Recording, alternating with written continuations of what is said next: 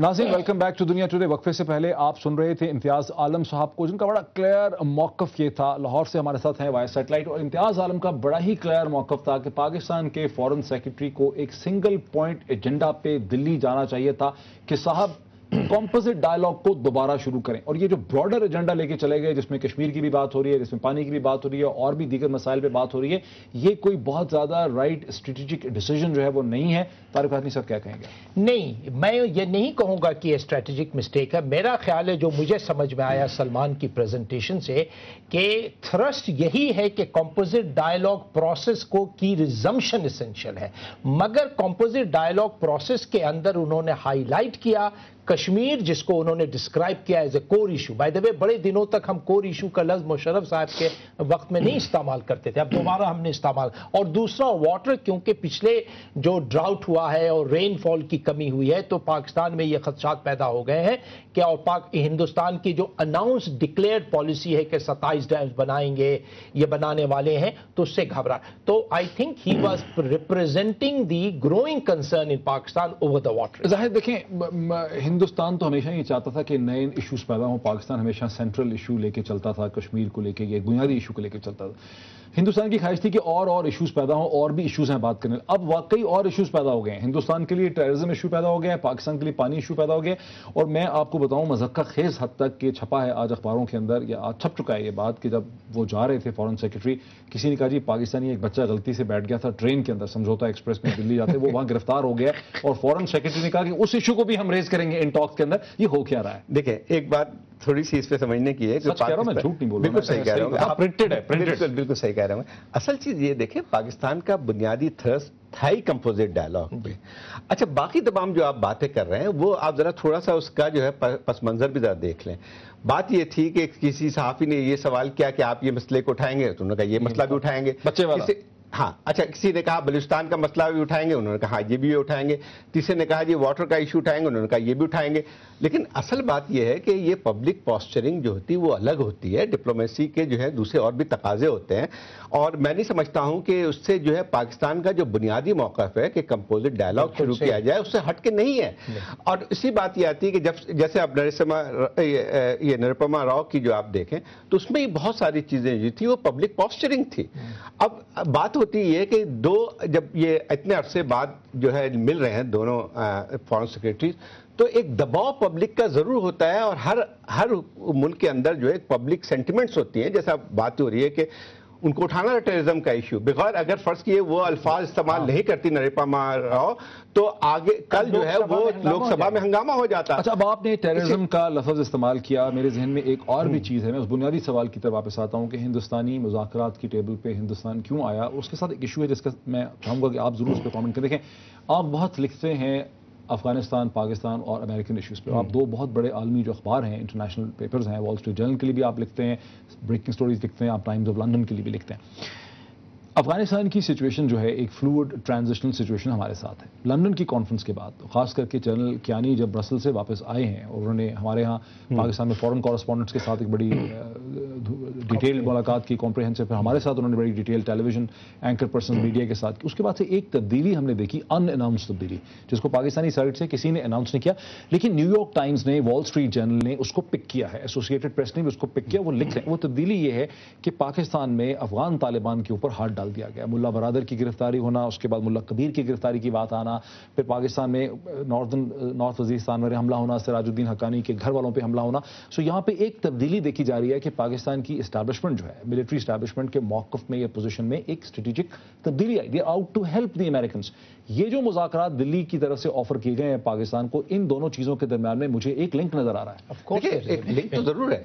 एक बात इसमें देखें ना, आपने खुद ही बात कर दी, पाकिस्तान अरसे दराज से कहता रहा कि दो फ्रंट नहीं पे वो जो है वो कशीदगी बर्दाश्त नहीं कर सकता है, कि मगरबी और मशरकी महाज पे जब ये पाकिस्तान पे दबाव पड़ता है कि मगरबी महाज पे, जो वाकई मैं समझता हूं कि पाकिस्तान की नेशनल सिक्योरिटी का एक बहुत बड़ा खतरा बढ़ता चला आ रहा था, टेररिज्म का इशू खुद पाकिस्तान के लिए, तो उसमें एक ज़रूरी चीज़ थी कि कशीदगी हिंदुस्तान की तरफ से कम हो, क्योंकि अब ये भी हम देखें कि जो मुंबई अटैक के बाद जो है 14 महीने पहले आपकी फ़ौज फिर अलर्ट सूरत हाल में चली गई थी। वो सूरत हाल नहीं थी जो 2002 में थी, लेकिन उसके बावजूद भी कशीदगी एक मौजूद थी।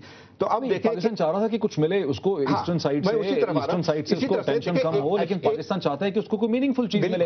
अगर पाकिस्तान को आप एम्प्टी मुज़ाकरात दे रहे हैं जिसमें है कुछ नहीं। दो पाकिस्तान के कंसर्न थे, एक तो ये थे कशीदगी अगर ईस्टर्न बॉर्डर पे कम होती है तो वो अपनी अफवाज को जो है वो मगरबी सरहदों तक लेके आ जाएगा, और अगर आप देखें एक खामोश जो एक डिप्लोमेसी रही है उसका असर ये हुआ था कि कशीदगी कम हुई थी बॉर्डर्स पे, और उसमें जो है वो पाकिस्तान की फौजें जो है वो शिफ्ट हुई थी, मतलब अनअनाउंस तरह कैसे ये कोई नहीं कहता। इससे पहले कि तारिक फातमी साहब इस पे एक्सप्लेन करें, इम्तियाज आप भी तो दहशतगर्दी को बड़ा कवर करते हैं, इस चीज को बड़ा आप इसको बड़ा बगौर देखते हैं, यहाँ पे कहीं ऐसा तो नहीं है कि पाकिस्तान की मिलिट्री एस्टैब्लिशमेंट ने तो अमेरिकन के लिए अपने मौकफ में तब्दीली हासिल की, उनकी मदद कर रहे हैं, और हिंदुस्तान की तरफ से एक फोके खाली किस्म के खाली कारतूस की तरह के मुज़ाकरात पकड़ा दिए।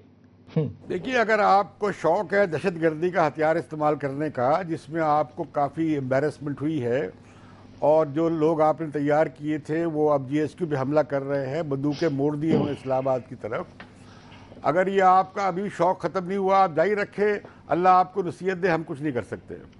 ना इम्तियाज, आप मेरे सवाल को स्कर्ट कर रहे हैं, आप तो कुछ और मुझे बता रहे हैं मॉरलाइजिंग। मैं ये कह रहा हूं, मैं स्ट्रेटेजिक बात कर रहा हूं कि पाकिस्तान की मिलिट्री एस्टैब्लिशमेंट से अमेरिकन कंसेशन हासिल कर लेते हैं और जवाबन खाली किस्म का एक कारतूस पकड़वा देते हैं मुज़ाकरात का इंडिया की साइड से। Is this what is happening? मैं नहीं समझता कि ये, आप देखिए कि एक तो बड़ी मारूजी ज़रूरत है कि पाकिस्तान की तवज्जो ये शुमाल मगरबी महाज पर रहे, हमारी मगरबी सरहद पर रहे, और इसके लिए एक आलमी माहौल भी है और ज़रूरत भी है, और इसमें हिंदुस्तान का मफाद भी है कि पाकिस्तान की अफवाज की तवज्जो मगरबी महाज पे रहे।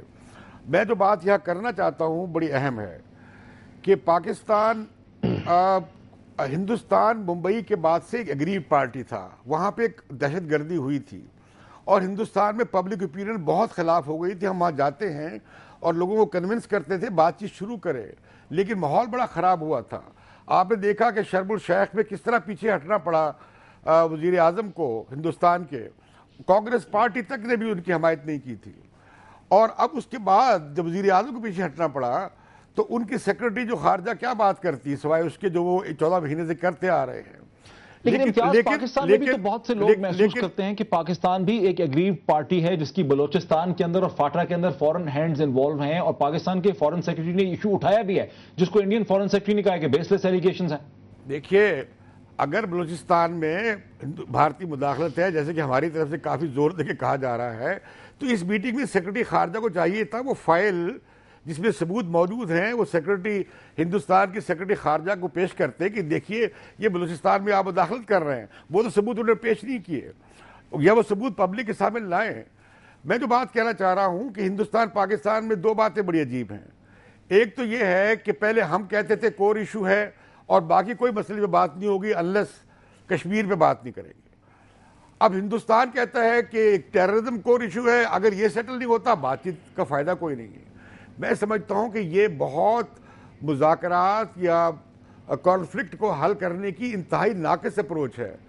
पहले मामला नाक़िस अप्रोच है। मेरे साथ रहिए, बिल्कुल 1 मिनट है फातमी साहब, इसको सम अप करें। अब देखिए, अमेरिकन ने तो रोल प्ले किया है, अब पाकिस्तान की डिप्लोमेसी का इम्तहान ये है कि जो अमेरिकन ने जो इनिशिएटिव लिया है इसको हम एक्सपैंड और इनलार्ज करें, दबाव डालते हुए। कैसे डालें दबाव? दबाव इस तरह से डालेंगे कि कांस्टेंट रिफ्रेन होगा कि हमारी एक्सपेक्टेशन, आपकी जो एक्सपेक्टेशन हमसे है ऑन वॉर ऑन टेरर, वो पूरी नहीं आएगी जब तक आप हमें कंफर्ट जोन ईस्ट पर पैदा नहीं करते हैं। पहली बात। दूसरी बात, ऑलरेडी इस्लामाबाद के एटीट्यूड में भी मेजर फर्क ये आया है कि Islamabad is now speaking with greater confidence because of the developments in Afghanistan. Fatmi साहब, वक्त हमारा बिल्कुल खत्म हो गया। आपका हमें यहाँ पे और जाहिद हुसैन आपका भी स्टूडियो में ज्वाइन करने का बहुत शुक्रिया नाज़रीन, और इम्तियाज़ आलम साहब का लाहौर से वाया सैटेलाइट ज्वाइन करने का भी बहुत शुक्रिया।